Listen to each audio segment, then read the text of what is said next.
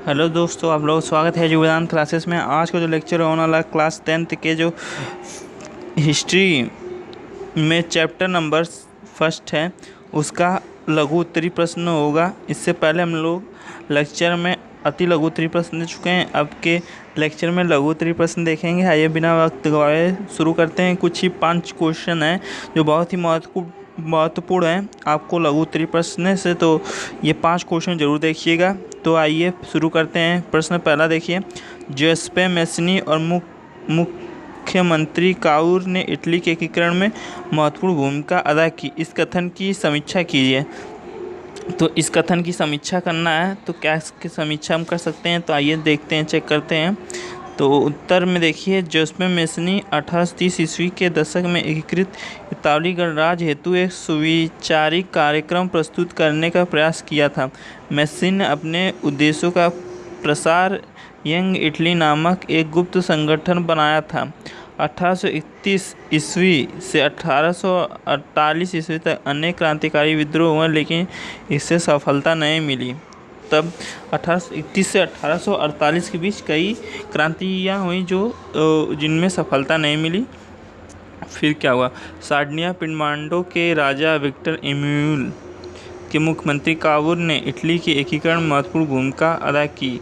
Cavour ने Italy के प्रदेशों को एकीकृत करने का आंदोलन का नेतृत्व किया, किंतु न तो वह क्रांतिकारी था और न ही जनतंत्र का समर्थक था। ठीक है, उसने तब भी लड़ा था। ठीक है, इटली के अभिजात वर्ग के अनेक अमीर और शिक्षित सदस्यों की भांति वह इतालवी भाषा से अधिक अच्छी तरह फ्रांसीसी भाषा बोलता था। फ्रांस द्वारा सार्डिनिया पिडमांटो के साथ की गई कूटनीतिक संधि में काउर की प्रमुख भूमिका थी। काउर ने 1889 ईस्वी में ऑस्ट्रेलिया को परास्त करने में सफलता पाई थी। ठीक है, सफलता पाई थी। आइए क्वेश्चन नंबर सेकंड देखते हैं। सेकंड क्या है?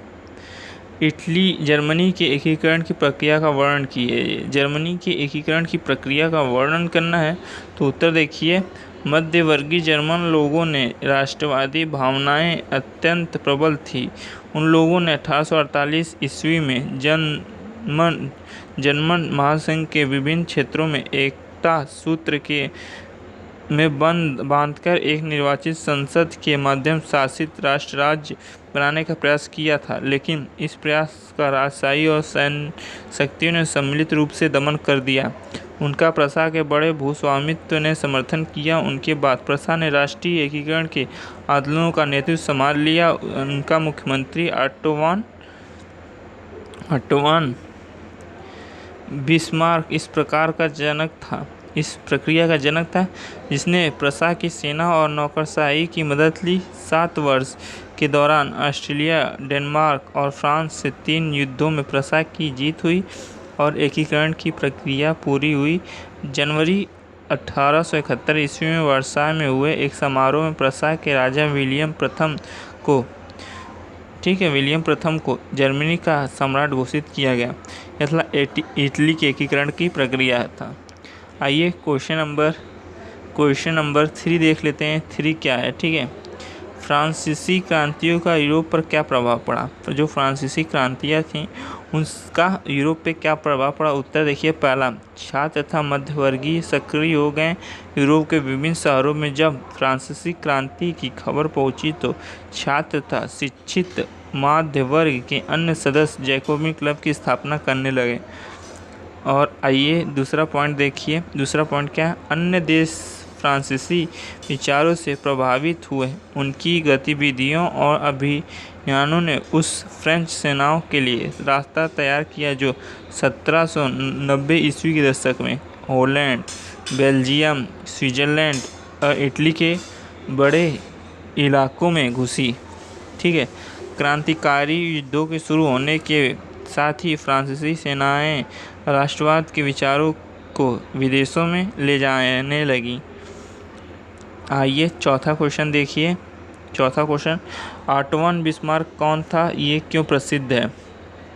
ऑटोवान बिस्मार्क कौन था और ये क्यों प्रसिद्ध है? तो उत्तर देखिए, ऑटोवान बिस्मार्क जर्मन सम्राट का प्रथम चांसलर होने के साथ साथ तत्कालीन यूरोप का प्रभावशाली नेता भी था। जर्मनी के एकीकरण में बिस्मार्क का प्रमुख भूमिका थी। 1870 तक बिस्मार्क ने अपनी रक्त और लौह की नीति से अपने देश की राष्ट्रीय एकता के लिए जीत हासिल की थी। 1871 से 1890 तक, ठीक है, बिस्मार्क राज्य के मामलों में सर्वोच्च शिखर पर था। 1890 में उसने अपने पद से त्यागपत्र दे दिया। जो ऑटोमन बिस्मार्क था 1890 में अपने जो पद था उसका त्यागपत्र दे दिया। लास्ट क्वेश्चन शायद से ये 5वां क्वेश्चन है। फ्रांस की क्रांति कब शुरू हुई, उसका मुख्य कारण क्या था? तो उत्तर है फ्रांस की क्रांति 5 मई 1789 को प्रारंभ हुई। फ्रांस की शोचनीय आर्थिक स्थिति क्रांतियों का मूल कारण थी। लुई 16वें की फिजूल खर्ची से राजस्व कोष खाली हो गया था तथा देश आर्थिक रूप से दिवालियापन की कगार पर था।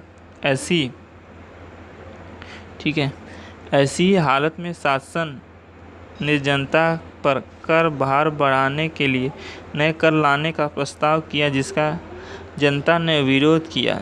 इंस्टेड जनरल का अधिवेशन बुलाने के साथ ही क्रांति का विस्फोट हो गया। इस दृष्टि से फ्रांस की तत्कालीन आर्थिक स्थिति, ठीक है, तत्कालीन आर्थिक स्थिति एक प्रमुख कारण बन गई। आइए अब आगे देखते हैं। आगे अब हम लोग नेक्स्ट लेक्चर में दीर्घ उत्तरी प्रश्न देखेंगे। अब इस लेक्चर में हम लोग अति लघु उत्तरी प्रश्न इससे पहले लेक्चर में देख चुके थे और इसमें लघु उत्तरी प्रश्न देख चुके हैं। अब अगले लेक्चर में हम लोग दीर्घ उत्तरी प्रश्न देखेंगे। चलिए मिलते हैं, तब तक के लिए आप लोग स्वस्थ रहिए, मस्त रहिए और पढ़ते रहिए, तंदुरुस्त रहिए।